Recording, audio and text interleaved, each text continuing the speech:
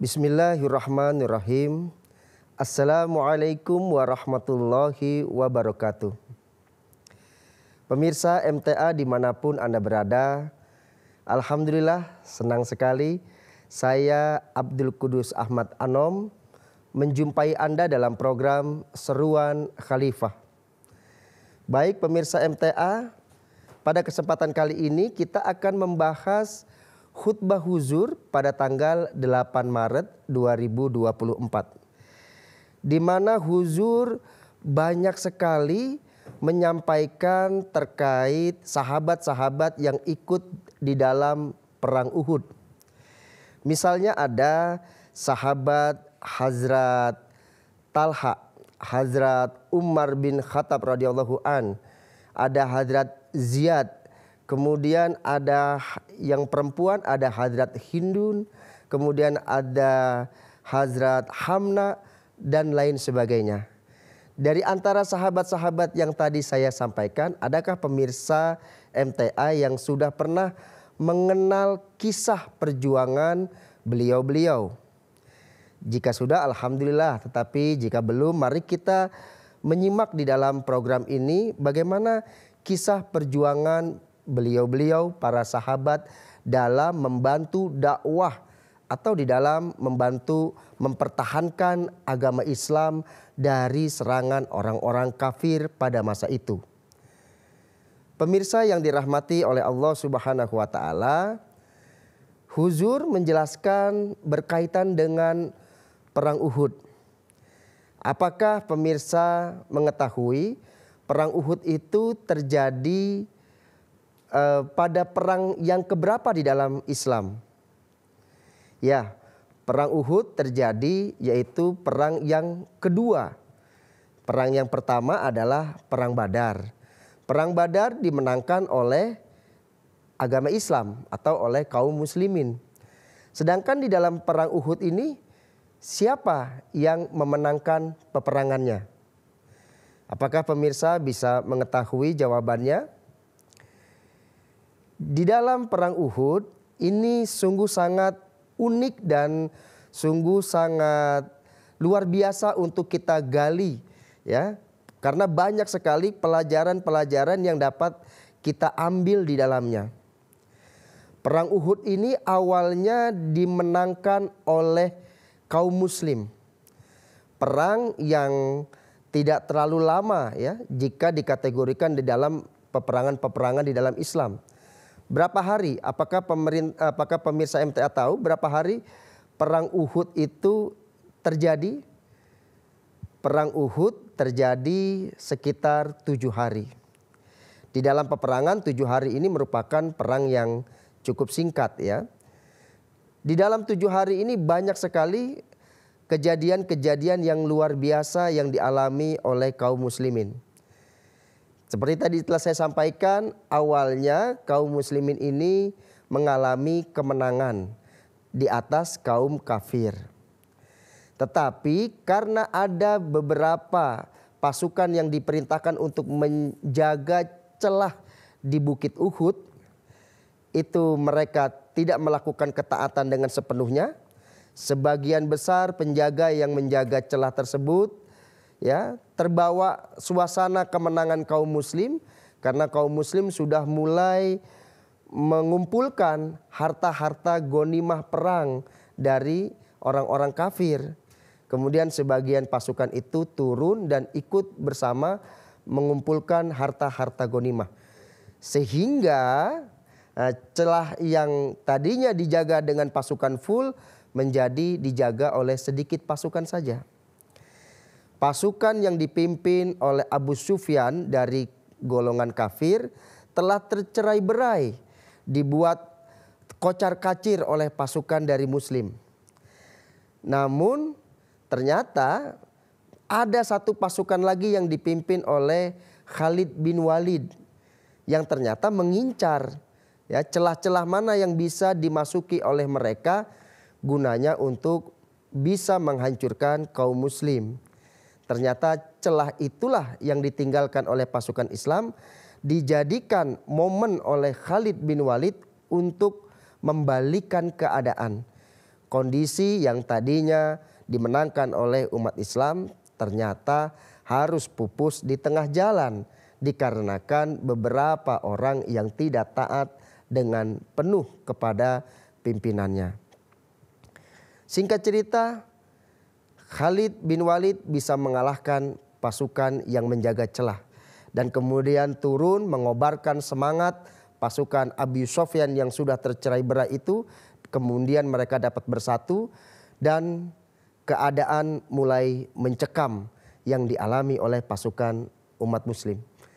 Dan ini terjadi kepada Hadrat Rasulullah SAW yang kita cintai. Huzur di dalam khutbahnya menjelaskan beberapa tragedi yang memilukan. Tetapi ini juga menjadi hikmah bagi kita karena di dalamnya terdapat pertunjukan kecintaan yang begitu dahsyatnya. Yang mungkin pemirsa tidak akan bisa dapatkan kisah ini di dalam peperangan-peperangan di tempat yang lainnya. Huzur misalnya mengkisahkan bagaimana peran dari Hadrat Ziyad ya. Ketika Nabi Muhammad SAW dikepung oleh pasukan kafir ya, setelah terjadi chaos di antara umat muslim, Hadrat Ziyad melihat Nabi Muhammad SAW sedang dikepung oleh orang-orang muslim, oleh orang-orang kafir. Maka Hadrat Ziyad mengajak kaum Ansor, ada sekitar 5 orang, kemudian mengatakan bahwa kita harus bersama dengan Nabi Muhammad SAW. Dan saya melihat beliau sedang dikepung oleh pasukan kafir. Maka dengan penuh keberanian Hadrat Ziyad bersama dengan para kaum Ansorullah tersebut melawan orang-orang yang mengepung Nabi Muhammad SAW dan mengakibatkan Hadrat Ziyad terluka dengan parahnya. Kemudian Hadrat Rasulullah SAW meminta agar Hadrat Ziyad yang sudah mengalami sakaratul maut didekatkan kepada Nabi Muhammad SAW. Tubuh daripada Hadrat Ziyad berada di pangkuan kaki Nabi Muhammad SAW dan menghembuskan nafas di dalam pangkuan Nabi Muhammad SAW. Ini menjadi sebuah pemandangan keimanan yang sangat indah pemirsa. Bagaimana seorang sahabat Nabi Muhammad SAW begitu menginginkan keselamatan pemimpinnya. Menjadikan keselamatan nabinya adalah urusan yang paling pertama di dalam kehidupannya. Tapi tentu tidak hanya Hadrat Ziyad saja. Sahabat Nabi Muhammad SAW yang lain yang dikisahkan oleh Hadrat Khalifah yaitu Hadrat Talha. Mungkin pemirsa sering mendengar kisah tentang Hadrat Talha. Begitu besar peran daripada Hadrat Talha di dalam perang Uhud ini hingga Nabi Muhammad SAW beliau menyebutkan bahwa wahai Talha, perang Uhud ini adalah untuk engkau. Ya, karena begitu besar pengorbanan yang diberikan Hadrat Talha kepada peperangan ini. Seberapa besar peran daripada Hadrat Talha? Apakah pemirsa mengetahui? Karena ini adalah cerita yang cukup masyhur ya di kalangan kaum muslim. Ya, Huzur menceritakan kepada kita bahwa ketika Nabi Muhammad SAW terpencar dari pasukan muslim lainnya, maka anak panah ditujukan kepada Nabi Muhammad SAW. Dalam kondisi yang chaos di kalangan umat muslim pada pertempuran itu, Nabi Muhammad SAW tidak banyak dijaga oleh sahabat-sahabat muslim. Di sana ada Hadrat Talha di samping Nabi Muhammad SAW. Ketika anak panah itu secara membabi buta diarahkan kepada Nabi Muhammad SAW. Dan Nabi Muhammad SAW pun sudah dalam kondisi terluka, sudah berdarah. Maka datanglah Hadrat Talha radhiyallahu an yang memberikan tangannya untuk menutupi wajah beberkat dari Nabi Muhammad SAW. Ya. Hingga tangan daripada Hadrat Talha itu terkena banyak sekali anak panah. Ketika Hadrat Talha kemudian ditanya, wahai Hadrat Wahai Hazrat Talha, apakah ketika tanganmu itu terkena panah, kamu tidak merasakan sakit? Hazrat Talha mengatakan, ya, aku menderita sakit yang begitu sangat. Tetapi kalau aku berteriak sedikit saja, maka aku khawatir tanganku itu akan bergeser dari tempatnya sehingga panah bisa mengenai wajah Nabi Muhammad SAW. Maka aku menahan kesakitan itu sampai pertolongan datang pada saat itu. Nah, ini pemirsa MTA merupakan salah satu bukti kecintaan dari para sahabat kepada perjuangan Islam. Nah, bagaimana kemudian kecintaan kita terhadap perjuangan di dalam agama? Terlebih lagi kita ini adalah murid daripada Hadrat Al-Masih Al-Maud, Hadrat Imam Mahdi alaihissalam, yang memang tugasnya ya telah dinubuatkan oleh Rasulullah SAW untuk memenangkan agama Islam di akhir zaman ini. Tentu peran kita juga diminta di dalam hal ini.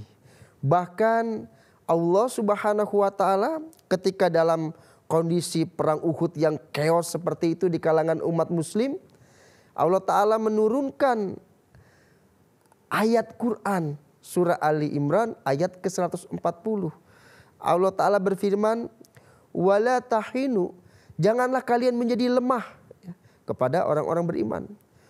Wala tahzanu, janganlah kalian kemudian menjadi takut ya, menjadi bersedih ya. Jadi di dalam kondisi yang seperti itu jangan lemah dan juga jangan takut ya. Karena apa? Karena pasti pertolongan Allah Subhanahu wa taala itu akan datang kepada orang-orang muslim ya. Maka sahabat-sahabat Nabi Muhammad SAW berhasil melindungi Nabi Muhammad SAW dari tujuan peperangan yang dilakukan oleh orang-orang kafir. Tujuan orang-orang kafir berperang melawan umat Islam itu tujuan pertamanya adalah membunuh Nabi Muhammad SAW. Dan para sahabat berhasil melindungi Nabi Muhammad SAW dari agar tujuan umat kafir itu tidak berhasil. Nah, pemirsa, di sini kita bisa melihat ya betapa Allah Subhanahu wa taala ternyata melindungi umat muslim dan memberikan kekalahan kepada orang-orang kafir. Ya, karena tujuan mereka tidaklah tercapai, yaitu membunuh Nabi Muhammad SAW. Nah, ini adalah contoh yang disampaikan oleh Hadrat Khalifah dalam kisah perang Uhud dari prajurit laki-laki. Tetapi di dalam umat Nabi Muhammad SAW bukan hanya saja kaum laki-laki yang menunjukkan kecintaannya kepada Nabi Muhammad SAW, tetapi dari kaum muslimahnya, ya, perempuan-perempuan muslim juga menunjukkan kualitas kecintaan ya kepada Nabi Muhammad SAW yang tidak ada bandingannya. Contohnya, Huzur mengisahkan kisah seorang Hamna ya, Hamna binti Zahas. Beliau adalah istri dari Hadrat Mus'ab ya bin Umair yang juga wafat di dalam peperangan Uhud. Memang Hadrat Hamna ini tidak ikut di dalam peperangan ya, tetapi beliau mengikutkan ayahnya, mengikutkan suaminya, mengikutkan pamannya Hamzah, mengikutkan anak laki-lakinya juga di dalam peperangan. Dan kesemuanya meninggal di dalam peperangan. Sebuah kebiasaan dari Nabi Muhammad SAW, ketika ada keluarga dari sahabat yang meninggal, maka istrinya akan dipanggil oleh Nabi, kemudian akan disampaikan satu persatu kematian daripada sanak saudaranya. Ketika Hadrat Hamna ini dipanggil oleh Nabi Muhammad SAW untuk disampaikan kewafatan familinya, keluarganya, ketika disampaikan kewafatan ayahnya, Hadrat Hamna berdoa. Ketika disampaikan kewafatan paman dan anaknya pun, Hadrat Hamna berdoa untuk kemuliaan mereka. Ketika disampaikan kewafatan suaminya, Hadrat Mus'ab bin Umair, Hadrat Hamna kemudian meneteskan air mata, tidak mampu membendung kesedihannya. Kemudian Nabi Muhammad SAW bersabda bahwa hubungan antara suami istri adalah merupakan hubungan yang spesial. Kemudian ditanyalah kepada Hamnah, "Wahai Hamnah, kenapa ketika disebutkan orang tuamu, saudaramu wafat, kamu hanya berdoa, tapi ketika disebutkan suamimu wafat, kamu tidak mampu membendung air matamu?" Hadrat Hamnah kemudian menyampaikan bahwa aku teringat akan anak-anak dari suamiku, Hadrat Mus'ab bin Umair, di mana anak-anak menyayangi mereka dan mereka menyayangi ayahnya, dan ayahnya menyayangi anak-anaknya. Pemirsa MTA, ini adalah bentuk kecintaan yang luar biasa dari perempuan-perempuan Islam. Ada lagi yang disampaikan oleh Huzur tentang kecintaan dari perempuan-perempuan Islam ini di dalam khutbah beliau, yaitu yang tadi saya sampaikan di awal adalah Hadrat Hindun. Hadrat Hindun pun sama seperti Hadrat Hamnah. Hadrat Hindun juga menyerahkan ayahnya, suaminya, anak-anaknya, paman-pamannya untuk ikut berperang bersama Rasulullah SAW. Dan semuanya mati terbunuh menjadi syuhada. Ketika Hadrat Hindun mengangkat jenazah mereka satu persatu dan menaikkan ke atas untanya. Kemudian unta ini akan dibawa ke Madinah. Rencananya akan dimakamkan jenazahnya di Madinah oleh Hadrat Hindun radhiyallahu anha. Namun unta itu menolak untuk beranjak pergi dari medan Uhud. Ketika ditarik untuk berdiri menuju ke Madinah, unta itu kemudian duduk kembali dan tidak mau bangkit. Tetapi ketika dihadapkan kepada Bukit Uhud, unta itu dengan mudahnya melangkahkan kaki menuju ke Bukit Uhud. Hal ini kemudian dilaporkan oleh Hindun kepada Hadrat Rasulullah SAW. Kemudian Rasulullah SAW menyampaikan dan bertanya kepada Hadrat Hindun, "Apakah sebelumnya kamu mendengar di antara mereka ada yang bersumpah dengan nama Allah? Karena unta ini telah diperintahkan oleh Allah untuk tidak meninggalkan Bukit Uhud."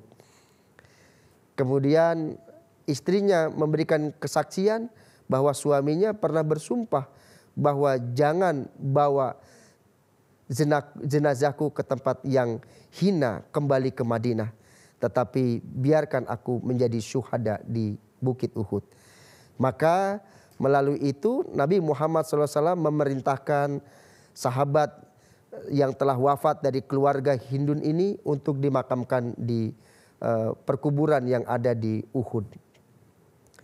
Nabi Muhammad SAW pun sebagai seorang pemimpin yang bertanggung jawab, walaupun beliau sudah mengalami luka berdarah-darah, beliau tetap tenang memimpin umat pada saat itu.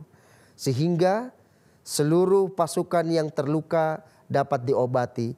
Seluruh jenazah yang telah meninggal menjadi syuhada, bahkan kondisi jenazahnya pun sudah tidak lagi utuh, bisa dimakamkan dengan prosesi yang sangat baik. Setelah itu semua selesai, kemudian Nabi Muhammad SAW kembali ke Madinah bersama dengan para sahabat. Terlihat Nabi Muhammad SAW dengan masih penuh luka-luka yang memerah. Beliau terlihat sudah tidak lagi mampu untuk berdiri, sehingga beliau dipapah ketika ingin melaksanakan sholat maghrib. Dan ketika sholat Isya telah tiba, Hazrat Bilal menunggu Nabi Muhammad SAW. Rupanya lama Nabi Muhammad SAW tidak keluar dari rumahnya. Hingga sudah agak larut malam, Hazrat Bilal memberanikan diri untuk mengetuk pintu rumah Nabi Muhammad SAW untuk mengabarkan bahwa waktu sholat Isya telah berlalu. Maka sahabat melihat di waktu sholat Isya Nabi Muhammad SAW sudah bisa lebih sehat daripada sebelumnya yang mereka lihat di sholat maghrib. Nabi Muhammad SAW sudah tidak lagi memerlukan bantuan orang lain untuk berjalan menuju ke masjid dan kemudian memimpin sholat bersama dengan para sahabat yang lainnya. Pemirsa MTA yang dirahmati oleh Allah Subhanahu wa taala, inilah beberapa kisah yang disampaikan oleh Huzur di dalam khutbahnya. Ya, mudah-mudahan kita bisa selalu mempelajari kisah-kisah para sahabat bersama dengan khutbah yang disampaikan oleh Huzur. Ini merupakan dua keberuntungan bagi kita. Keberuntungan yang pertama adalah kita mendengarkan kisah-kisah tauladan dari para sahabat Nabi Muhammad SAW. Dan kita bisa melihat keberkatan wajah daripada yang mulia Hadrat Khalifah yang kita cintai. Maka kita harus senantiasa menyimak khutbah Huzur ya, secara live dimanapun kita berada. Karena fasilitas pada zaman ini telah mendukung kita untuk melakukan hal itu. Demikianlah para pemirsa MTA yang dirahmati oleh Allah Subhanahu wa taala. Saya Abdul Qudus Ahmad Anom beserta dengan kru yang bertugas pamit undur diri dari hadapan Anda. Saya ucapkan jazakumullah ahsanal jaza wa akhirul da'wana anil hamdulillahi rabbil alamin. Assalamualaikum warahmatullahi wabarakatuh.